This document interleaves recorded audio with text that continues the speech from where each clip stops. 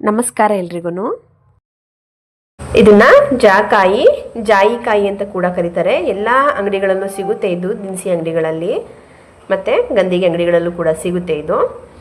ನಿಮ್ಮಲ್ಲೇನಾದರೂ ಎಳೆ ಮಕ್ಕಳಿದ್ದಾರೆ ಅಂತ ಹೇಳಿದ್ರೆ ಇದನ್ನು ಎಳೆ ಮಕ್ಕಳಿಂದ ಹಿಡಿದು 3 ವರ್ಷದ ಮಕ್ಕಳವರೆಗೂ ಹಾಕ್ಬೋದು.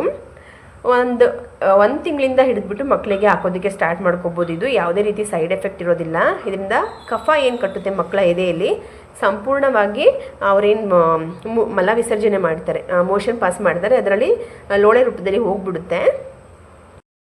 ಇದನ್ನು ಹೇಗೆ ಯೂಸ್ ಮಾಡೋದು ಅಂತ ಹೇಳಿದ್ರೆ 1 ತಿಂಗಳಿಂದ 6 ತಿಂಗಳವರೆಗೂ ತಾಯಿಯ ಎದೆ ಹಾಲಲ್ಲಿ ಇದನ್ನು ತೆಗೆದ್ಬಿಟ್ಟು ಮಕ್ಕಳಿಗೆ ಕುಡಿಸ್ಬೇಕು.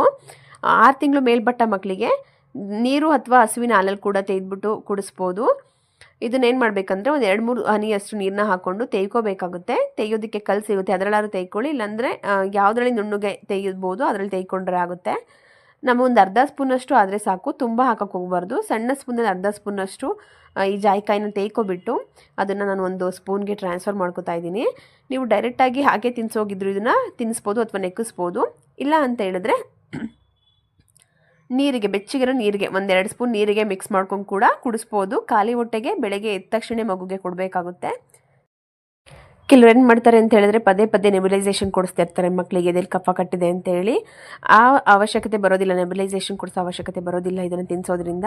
ಮಕ್ಕಳು ಕೂಡ ಸ್ಟ್ರಾಂಗ್ ಆಗಿರ್ತಾರೆ. ಇದಕ್ಕೆ 1 ಸ್ಪೂನ್ ಜಾಯಿಕಾಯಿಗೆ 1 ಸ್ಪೂನಷ್ಟು ತುಪ್ಪ ಸೇರಿಸಿ ತಿನ್ನಿಸೋದ್ರಿಂದ ಮಕ್ಕಳು ದಷ್ಟಪುಷ್ಟವಾಗಿ ದಪ್ಪ ಕೂಡ ಆಗ್ತಾರೆ.